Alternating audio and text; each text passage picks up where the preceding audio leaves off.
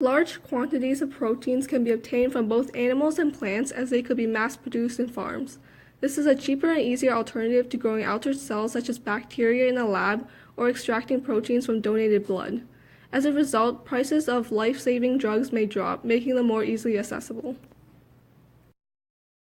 Another aspect is the storage and transportation of vaccines. In developing countries where sterilization and refrigeration problems may render conventional vaccines useless, genetically modified seeds and edible vaccines will be much more convenient.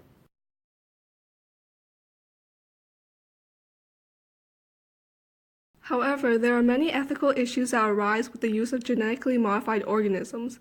The most prominent and controversial issue is the treatment of animals. To mass-produce proteins, ovulation in females is controlled using hormones in order to induce superovulation. This method is not only invasive, but it is also an unnatural method of reproduction. Additionally, by introducing a foreign gene into the animal's genome, it may disrupt normal gene activity and function. These can be expressed through birth defects, early signs of aging, and various other symptoms that prolong suffering. Genes are not always expressed in the target tissues. If the gene is active in areas other than the mammary glands, the resulting protein, which is not naturally occurring, could be harmful to the animal. The transgene can be combined with regulatory genes that cause it to be expressed only in the mammary glands, but this is not a foolproof method. In fact, only 1% of inserted eggs actually result in a successful transgenic animal. Therefore, many animals must be sacrificed in the process, promoting a debate of whether or not these animal-based pharmaceuticals are worth it.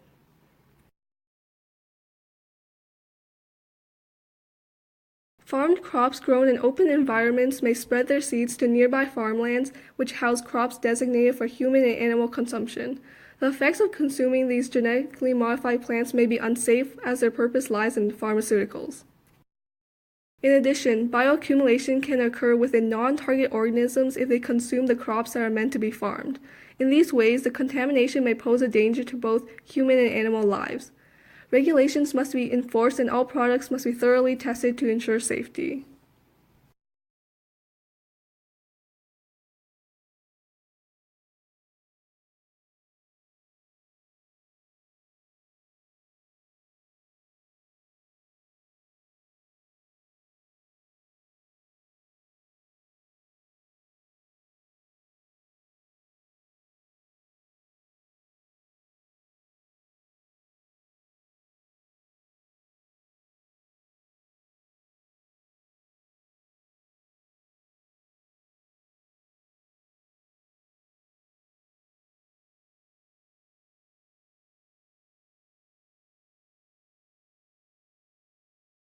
Created using Powtoon.